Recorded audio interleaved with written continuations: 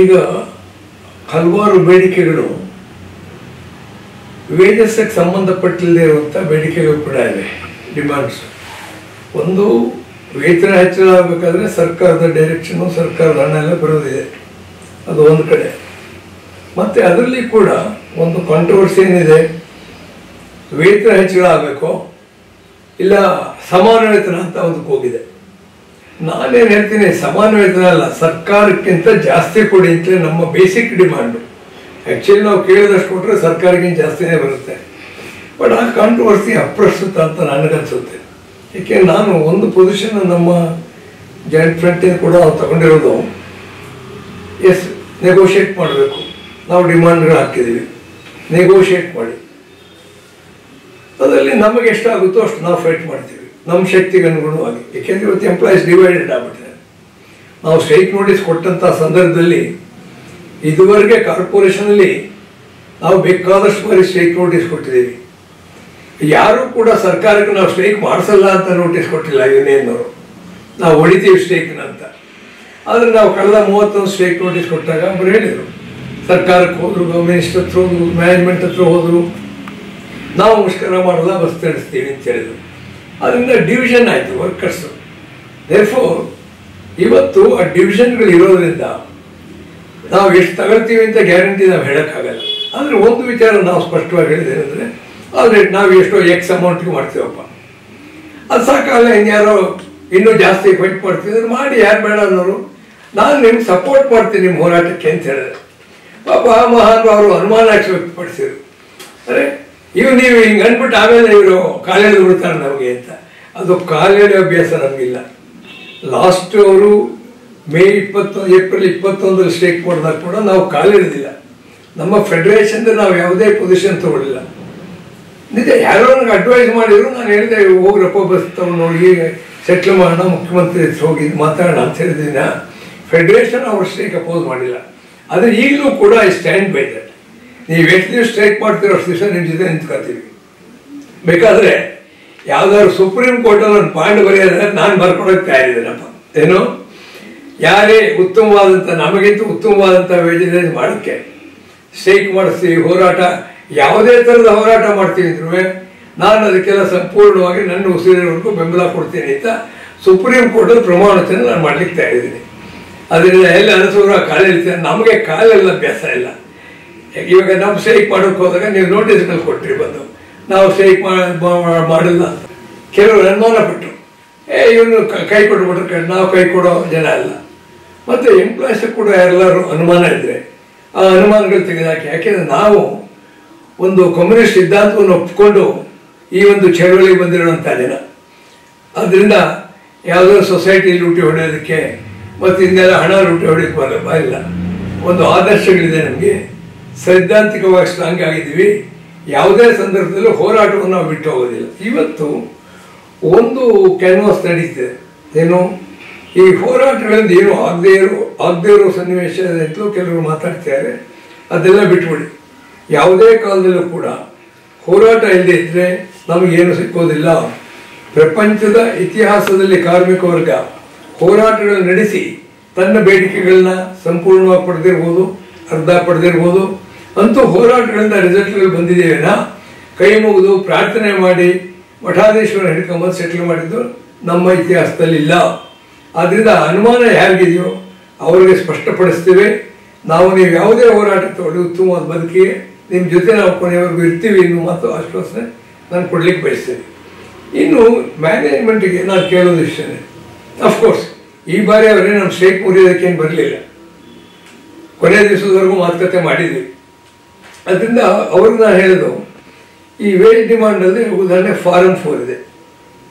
ಒಂದು ನಾವು ಅವತ್ತಿಂದ ಹೊಟ್ಕೊಳ್ತಾ ಇದ್ದೀವಿ. ಅದಕ್ಕೆ ಏನು ಆ ಫಾರಂ 4 ಕಾನೂನು ರೀತಿಯ ನಮಗೇನು ಓವರ್ ಟೈಮ್ ಕೊಡಬೇಕು MTW ಆ್ಯಕ್ಟ್ ಪ್ರಕಾರ, ಆ ಓವರ್ ಟೈಮ್ ಡಿನೇ ಮಾಡೋದಕ್ಕೆ ಟೈಮ್ ಕಡಿಮೆ ಮಾಡ್ತಾರೆ. ಇವಾಗ 10 ಗಂಟೆ ಬೇಕಾಗಿರುತ್ತೆ, ಅಲ್ಲಿ 7 ಗಂಟೆಗೆ ಒಂದು ತೋರಿಸ್ತಾರೆ. ನಮಗೆ 8 ಗಂಟೆಯಿಂದ 10 ಗಂಟೆ ಏನಿದೆ 2 ಅವರ್ ಓವರ್ ಟೈಮ್ ಕೊಡಬೇಕು, ಅದು ಕೊಡೋದಿಲ್ಲ. ಇದು ಒಂದು ಸ್ಯಾಂಪಲ್ ನಾನು ಹೇಳಿದ್ದು. ಹೆಚ್ಚುಕೊಂಡು ಮೋಸ್ಟ್ ಆಫ್ ದಿ ಡಿಸ್ಟೆಂಟ್ ರೂಟ್ಸಲ್ಲಿ ಇದೇ ಇರುತ್ತೆ. ಅದರಿಂದ ಕೋಟ್ಯಾಂತರ ರೂಪಾಯಿ ಕೆಲಸಗಾರರಿಗೂ ತ್ರಾಸ ಆಗ್ತದೆ. ಸೊ ಈ ಫಾರಂ 4 ರಿವೈಸ್ ಮಾಡಿ ಅಂತ ಒಕ್ಕೋರ್ಲಿಂದ ನಾವೆಲ್ಲ ಕೇಳ್ತಾ ಇದ್ದೀವಿ. ಅದೇ at least now the management should take us seriously and do it. ಇಲ್ಲದೇ ನಾವು ಬೇರೆ ದಾರಿಯನ್ನು ಹಿಡಿಬೇಕಾಗತ್ತೆ, ಚಳವಳಿ ದಾರಿ ಹಿಡಿಬೇಕಾಗತ್ತೆ. ಅದಕ್ಕೆ ಆ ಚಳವಳಿ ಹಲವಾರು ರೂಪಗಳಲ್ಲಿ ಅದನ್ನು ಮಾಡ್ಬೋದು. ನಾವು ಸ್ಟ್ರೈಕ್ ನೋಟಿಸ್ ಕೊಡದೇನೆ ಮಾಡ್ಬೋದು. ಆದ್ದರಿಂದ ಕಾಲ ಮಿಂಚೋದಕ್ಕೆ ಮುಂಚೆ ಅದನ್ನು ಮಾಡಬೇಕು. ಇನ್ನು ಎರಡನೇ ಡಿಮಾಂಡ್ ಏನಿದೆ ಅಂದರೆ, ಈ ಶಕ್ತಿ ಯೋಜನೆ ಬಂದ ಮೇಲೆ ಬೇಕಾಬಿಟ್ಟಿ ಸಸ್ಪೆನ್ಷನ್ಗಳು, ಟ್ರಾನ್ಸ್ಫರ್ಗಳು ಮಾಡ್ತಾರೆ. ಅದಕ್ಕೇನು ನಮ್ಮನ್ನು ಕೇಳಿ ಯಾವುದೇ ನಿಯಮಗಳನ್ನ ಮತ್ತೊಂದನ್ನು ಅವ್ರು ಮಾಡಿಲ್ಲ. ನಮ್ಮನ್ನು ಕೇಳಿದ್ದಿದ್ರೆ ಬೇಸ್ಡ್ ಆನ್ ಅವ್ರ ಪ್ರಾಕ್ಟಿಕಲ್ ಎಕ್ಸ್ಪೀರಿಯನ್ಸ್ ಬೇಕಾದ ಸೂಚನೆಗಳು ಕೊಡ್ತಾ ಇದ್ದೀವಿ. ಈಗಲೂ ಕೊಟ್ಟಿದ್ದೀವಿ, ರೇಟಿಂಗಲ್ಲಿ ಕೊಟ್ಟಿದ್ದೇವೆ ನಾವು. ಬಟ್ ಅದನ್ನೇನು ನಮ್ಮ ಹತ್ರ ಚರ್ಚೆ ಮಾಡೋದಿಲ್ಲ. ಅವ್ರು ಯಾರು ಡಿಸೈಡ್ ಮಾಡ್ತಾರೆ.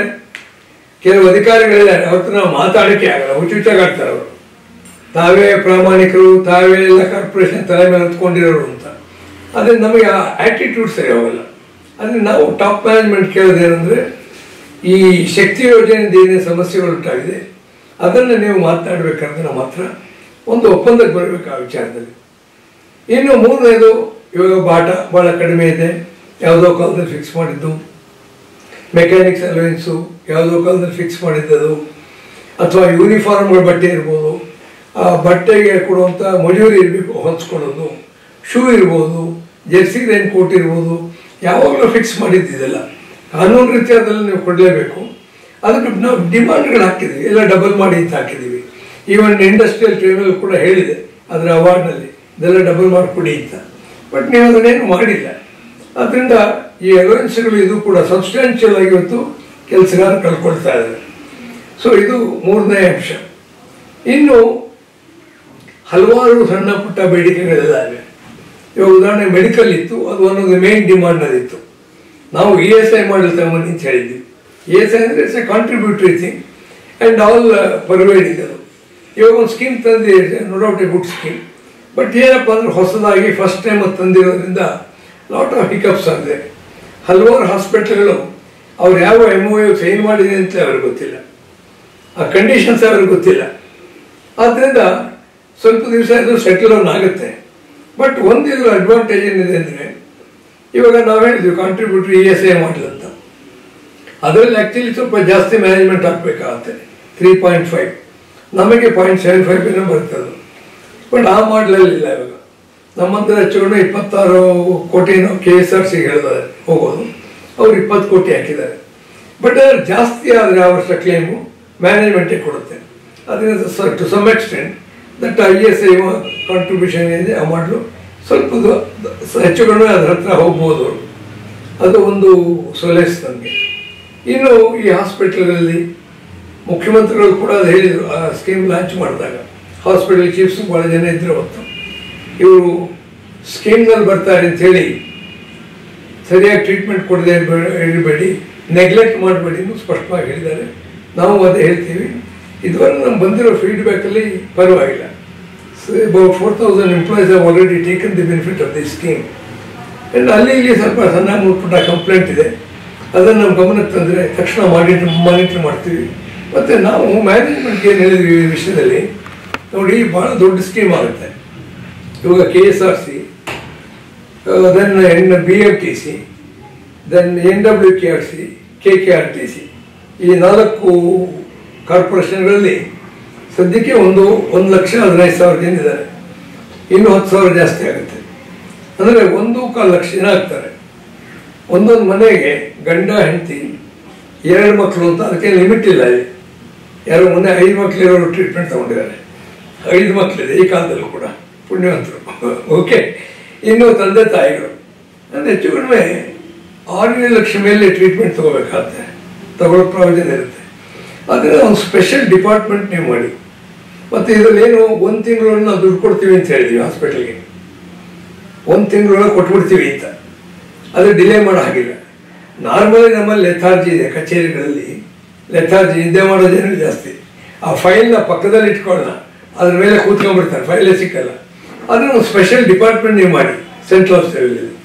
ಹಾಗೆ ಡಿವಿಷನ್ ಲೆವೆಲಲ್ಲಿ ಕೂಡ ಒಂದು ಸ್ಪೆಷಲ್ ಡಿಪಾರ್ಟ್ಮೆಂಟ್ ಮಾಡಿ, ಇದು ಏನು ಕಷ್ಟ ಸುಖಗಳು ಇಮಿಡಿಯೇಟಾಗಿ ಮಾನಿಟ್ರಿಂಗ್ ಆಗಬೇಕು. ಯಾಕೆಂದರೆ ಹಾಸ್ಪಿಟಲ್ಗೆ ಹೋಗ್ತಾನೆ, ಅಲ್ಲೇನೋ ಕೊಡೋದಿಲ್ಲ, ಕಂಪ್ಲೇಂಟ್ ಮಾಡ್ತಾರೆ, ಇವರೊಂದು ವಾರ ಆದಮೇಲೆ ನೋಟಿಂಗ್ಸ್ ಹಾಕೋದಕ್ಕಾಗಲ್ಲ. ದೆನ್ ಅಂಡ್ ದೇರ್ ಹಾಸ್ಪಿಟ್ಲ್ಗೆ ಹೋಗ್ಬೇಕಾಗ್ತದೆ, ಸೆಟ್ಲ್ ಮಾಡಬೇಕು, ಮಾತಾಡಬೇಕು, ವಿಡಿಯೋ ಕಾಲ್ ಮಾಡಬೇಕು, ನಂಬರ್ ಆಫ್ ಥಿಂಗ್ಸ್. ಆದ್ದರಿಂದ ನಾವು ಹೇಗೆ ಟ್ರಾಫಿಕ್ಗೆ ಇಂಪಾರ್ಟೆನ್ಸ್ ಕೊಡ್ತೀವೋ ಹಾಗೆ ವರ್ಕರ್ಸ್ ಹೆಲ್ತ್ಗೆ ಒಂದು ಇಂಪಾರ್ಟೆನ್ಸ್ ಕೊಡಬೇಕು ಅಂತೀವಿ ರಿಯಲೈಸ್ ಆಗಿ ಸ್ಕೀಮ್ ತಗೊಂಬಂದಿರೋದ್ರಿಂದ ಒಂದು ಸ್ಪೆಷಲ್ ಡಿಪಾರ್ಟ್ಮೆಂಟ್ ಮಾಡಿ 1 year will study it. As I told you, hiccups ಇರುತ್ತೆ ಇದರಲ್ಲಿ, ಇರೋದಿಲ್ಲ ಅಂತ ಫೂಲ್ಸ್ ಪ್ರೂಫ್ ಅಲ್ಲ. ದೇವರು ಮಾಡಿದ್ರಲ್ಲಿ ತಪ್ಪಿರ್ತೀನಿ, ಅವನ ಕ್ರಿಯೇಷನ್ ನಾವು ಮಾಡಿದ್ರು ತಪ್ಪುಗಳು ಆಗ್ತವೆ, ಇಲ್ಲ ಅಂತಲ್ಲ. ಬಟ್ ನಾನು ಎಂಪ್ಲಾಯೀಸ್ ಕೇಳ್ಕೊಳ್ಳೋದು ಈ ವಿಷಯದಲ್ಲಿ ಸ್ವಲ್ಪ ಪೇಷಂಟಾಗಿ ಡೀಲ್ ಮಾಡಿ ಇದನ್ನು. ಏನು ಕಂಪ್ಲೇಂಟ್ ಇದೆಯೋ ತಕ್ಷಣ ಅದನ್ನು ಹೇಳಿ, ಮನಸ್ಸಲ್ಲಿ ಇಟ್ಕೋಬೇಡಿ. ತಕ್ಷಣ ಮೀಡಿಯಾ ಓಡೋಗೋದು, ಏನೋ ಹೋಗ್ಬಿಟ್ಟಿದೆ ನೋ. ಯಾಕೆಂದರೆ ನಾನು ಹೇಳಿದಾಗೆ ಫಸ್ಟ್ ಟೈಮ್ ಇಂಥ ಒಂದು ದೊಡ್ಡ ಸ್ಕೀಮ್ ನಾವು ತಗೊಂಡ್ಬಂದಿದ್ದೀವಿ. ಸುಮಾರು 5-6 ಲಕ್ಷ ಜನರಿಗೆ ಇನ್ವಾಲ್ವ್ ಆಗುವಂಥದ್ದು ಎಲ್ಲೂ ಇಲ್ಲ. ಇನ್ಫ್ಯಾಕ್ಟ್ ಗೌರ್ಮೆಂಟ್ ಎಂಪ್ಲಾಯೀಸ್ ಅದನ್ನು ಕೇಳ್ತಿದ್ದಾರೆ ಇವರು. ಆದ್ದರಿಂದ ಈ ಮೆಡಿಕಲ್ ಸ್ಕೀಮ್ ಯಶಸ್ವಿ ಆಗೋದಕ್ಕೆ ನಮ್ಮ ಡಿಮಾಂಡ್ ಏನಂದರೆ ಸ್ಪೆಷಲ್ ಡಿಪಾರ್ಟ್ಮೆಂಟ್ಗಳು ಇವರು ಮಾಡಬೇಕು, ಸೆಂಟ್ರಲ್ ಆಫೀಸು ಮತ್ತು ಡಿವಿಷನ್ ಲೆವೆಲಲ್ಲಿ. ಸೊ ಇಷ್ಟು ಮಾಡಿದರೆ ಇನ್ನೂ ಹಲವಾರು ಸಣ್ಣ ಪುಟ್ಟ ಬೇಡಿಕೆಗಳಿವೆ. ಇವಾಗ ಉದಾಹರಣೆಗೆ ಇನ್ನೊಂದು ಭಾಳ ಮುಖ್ಯವಾದ್ದು, ಸುಮಾರು 55-60 ಜನ ಈ ITA ಸರ್ಟಿಫಿಕೇಟ್ ಹೋಲ್ಡರ್ಸು ನಮ್ಮಲ್ಲಿ ಮೆಕ್ಯಾನಿಕ್ಸ್ ಆಗಿ ಕೆಲಸ ಮಾಡ್ತಿದ್ದಾರೆ. ಕಳೆದ 5-6 ವರ್ಷದಿಂದ ಕೆಲಸ ಮಾಡ್ತಿದ್ದಾರೆ. ಅವ್ರಿಗೆ 9,000 ರೂಪಾಯಿ ಸಂಬಳ ಕೊಡೋರು. ನಾವು ಸ್ವಲ್ಪ ರೆಪ್ರೆಸೆಂಟ್ ಮಾಡಿದ ಮೇಲೆ ಇವಾಗ 14,000 ಕೊಡ್ತಾರೆ. ಅವ್ರದ್ದೇನಾಗಿದೆ, ಓದೇ ಇರೋದು ಉಂಟು. ಅವರು ಫೀಸ್ ಕೊಟ್ಟಿದ್ದಾರೆ, ಓದಿದ್ದಾರೆ, ಸರ್ಟಿಫಿಕೇಟ್ ತಂದಿದ್ದಾರೆ, ಇವ್ರು ಕೆಲಸನೂ ಕೊಟ್ಟಿದ್ದಾರೆ. 7-6 ವರ್ಷದ ಕೆಲಸನ ಚೆನ್ನಾಗಿ ಮಾಡ್ತಿದ್ದಾರೆ. ಇವಾಗ ಅವರ ಸರ್ಟಿಫಿಕೇಟು ಸರಿ ಇಲ್ಲ, ಏನೋ ಸುಳ್ಳು ಇನ್ಫಾರ್ಮೇಷನ್ ಕೊಟ್ಟಿದ್ದಾರೆ ಅಂತೇಳಿ ಸುಮಾರು ಒಂದು 15 ಜನರಷ್ಟು ಕೆಲಸ ತೆಗೆದಿದ್ದಾರೆ. ನಾನು ಮ್ಯಾನೇಜ್ಮೆಂಟ್ ಕೇಳ್ಕೊಡೋದು, ನಮ್ಮ ಫೆಡರೇಷನ್ ಅವರಲ್ಲಿ ನಿರ್ಣಯ ಕೂಡ ಕೊಟ್ಟಿದ್ದೀವಿ. ನೋಡಿ, ಇವರೆಲ್ಲ 5-6 ವರ್ಷ ಕೆಲಸ ಮಾಡಿದ್ದಾರೆ ಅತ್ಯಂತ ಕಡಿಮೆ ಕೂಲಿಗೆ. ಅವರ ಕೆಲಸದ ಬಗ್ಗೆ ನಿಮ್ಮ ಕಂಪ್ಲೇಂಟ್ ಇಲ್ಲ. ಅವರು ಓದಿದ್ದಾರೆ, ಸುಳ್ಳು ಅವರು ಹೇಳಿಲ್ಲ. ಸರ್ಟಿಫಿಕೇಟ್ ಸರಿ ಅಲ್ಲೋ ನೀವಾಗಲೇ ನೋಡಿಸ್ಬೇಕಾಗಿತ್ತು. ಕೆಲಸ ಸೇರುವಾಗಲೇ ನೀವು ನೋಡ್ಬೇಕು ಅದನ್ನು. ಇಲ್ಲ 6 ತಿಂಗಳೊಳಗೆ ಇನ್ವೆಸ್ಟಿಗೇಟ್ ಮಾಡಿಸ್ಬೇಕು. ಈಗ ಎಂಥದೋ ಟೆಕ್ನಿಕಲ್ ಫ್ಲಾ ಇದೆ ಅಂತ ಹೇಳ್ಬಿಟ್ಟು ಅವ್ರನ್ನ ಶೋಕಾಸ್ ಕೊಡೋದು ಸರಿಯಲ್ಲ. ಫಸ್ಟು ಅವ್ರನ್ನ ಸ್ಪೆಷಲ್ ಆಗಿ ನಿಮ್ಮ ಬೋರ್ಡಿಂದ ಅಪ್ರೂವಲ್ ತೊಗೊಂಡು ಕಾಯ ಮಾಡಿ ಅವ್ರನ್ನ, ಮತ್ತೆ ಯಾರು ಒಂದು 15 ಜನ ಟ್ರೈನಿಂಗ್ಸ್ ತೆಗೆದಿಲ್ಲ ಅವ್ರು ವಾಪಸ್ ತಗೊಳ್ಳಿ ಅಂತ ಒಂದು ಬೇಡಿಕೆ ಕೂಡ ನಾವು ಇಟ್ಟಿದ್ದೀವಿ ಮ್ಯಾನೇಜ್ಮೆಂಟ್ ಮುಂದೆ. ಇಷ್ಟು ಅವರು ಕರೆಸಿ ಮಾತನಾಡಬೇಕು. ಮತ್ತು ಇನ್ನೊಂದು ಭಾಳ ಮುಖ್ಯವಾದಿದೆ ಮ್ಯಾನೇಜ್ಮೆಂಟ್ ನಾವು ಹಾಕಿರೋದೇನೆಂದರೆ, ಭ್ರಷ್ಟಾಚಾರ ಎಲ್ಲ ಮಟ್ಟದಲ್ಲೂ ಬಂದಿದೆ. ಕೆಳಗಡೆ ದುಡ್ಡು ಕೊಟ್ಟವನೇ ಅವನು ಬಂದು ಹೇಳಲ್ಲ. ಬಟ್ ಇದೇ ಇಷ್ಟು ಕೇಳ್ತಾನೋ ಕೇಳ್ತಾನೆ, ಯಾವನು ಕಂಪ್ಲೇಂಟ್ ಕೊಡೋದಿಲ್ಲ ರೈಟಿಂಗಲ್ಲಿ. ಎಲ್ರಿಗೂ ಹೆದರಿಕೆ ಏನಾಗುತ್ತೋ ಅಂತ. ಬಟ್ ಭ್ರಷ್ಟಾಚಾರ ಇರೋದು ನಿಜ. ಅದಕ್ಕೆ ನಾವೇನು ಹೇಳ್ತೀವಿ, ಇವಾಗ ಟ್ರೇಡ್ ಯೂನಿಯನ್ಗಳಿವೆ, ಡಿವಿಷನ್ ಲೆವೆಲ್ ಮಾತುಕತೆ ಆಗಲಿ, ಅವ್ರ ಜೊತೆ ಡಿಪೋ ಲೆವೆಲ್ ಆಗಲಿ, ಸೆಂಟ್ರಲ್ ಲೆವೆಲ್ ಆಗಲಿ, 4 ಕಾರ್ಪೊರೇಷನ್ಗಳಿವೆ. ಅವಾಗ ನಾವು ಪ್ರಾಬ್ಲಮ್ಸ್ ತೊಗೊಂಡೋಗ್ತೀವಿ. 50% ಬಗೆಹರಿದ್ರು ಕೂಡ ಕರಪ್ಷನ್ ಕಡಿಮೆ ಆಗುತ್ತೆ. ಯಾರಿಗೂ ದುಡ್ಡು ಕೊಟ್ಬಿಟ್ಟು ಕೆಲಸ ಮಾಡಿಸ್ಬೇಕು ಅಂತ ಆಸೆ ಇಲ್ಲ. ಒಂದು ಟ್ರೇಡ್ ಯೂನಿಯನ್ಗಳ ಮೂಲಕ ಕೆಲಸ ಆಗದೇ ಇರೋದ್ರಿಂದ ಇವಾಗ, ಯಾಕೆ ಮ್ಯಾನೇಜ್ಮೆಂಟ್ಗಳು ಮಾತಾಡೋದಿಲ್ಲ. ಅದರಿಂದ ಏನಾಗುತ್ತೆ, ದುಡ್ಡಿರೋರು ಉಳ್ಳವರು ಶಿವಾಲಯ ಕಟ್ಟುವರೆ ಲಂಚ ಕೊಡ್ತಾರೆ, ಕೆಲಸ ಮಾಡಿಸ್ಕೊತಾರೆ. ಓಕೆ, ದುಡ್ಡಿಲ್ಲದೆ ಇರೋರು ಗೊಣಗಾಡ್ತಾರೆ. ಇಲ್ಲ ಇನ್ಫ್ಲೂಯೆನ್ಸ್ ಇರೋರು ಇನ್ಫ್ಲೂಯೆನ್ಸ್ ಮೂಲಕ ಕೆಲಸ ಮಾಡಿಸ್ಕೊತಾರೆ. ಆದ್ದರಿಂದ ಮ್ಯಾನೇಜ್ಮೆಂಟು ಪ್ರತಿಯೊಂದು ಹಂತದಲ್ಲೂ ಕೂಡ ಈ ಬೈಪಾರ್ಟೇಟ್ ಮೀಟಿಂಗ್ಸ್ ಮಾಡೋದನ್ನು ತೀರ್ಮಾನ ಮಾಡಬೇಕು. ಮಾಡಿ ಆಗ ಸ್ವಲ್ಪ ವರ್ಕ್ ಸ್ಪಾಟಲ್ಲಿ ಹರಾಸ್ಮೆಂಟ್ಗಳಿದೆ, ಅದು ಕಡಿಮೆ ಆಗುತ್ತೆ. ಅದರಿಂದ ಇಷ್ಟು ಮುಖ್ಯವಾದಂಥ ಇಶ್ಯೂಗಳು ಮ್ಯಾನೇಜ್ಮೆಂಟ್ ಮುಂದೆ ಹೊಂದಿರತಕ್ಕಂಥದ್ದು. ಮುಂದಿನ ಸಂಚಿಕೆಯಲ್ಲಿ ಇನ್ನೂ ಹಲವಾರು ವಿಷಯಗಳಿದೆ, ಮಾತಾಡೋಣ. ನಮಸ್ಕಾರ.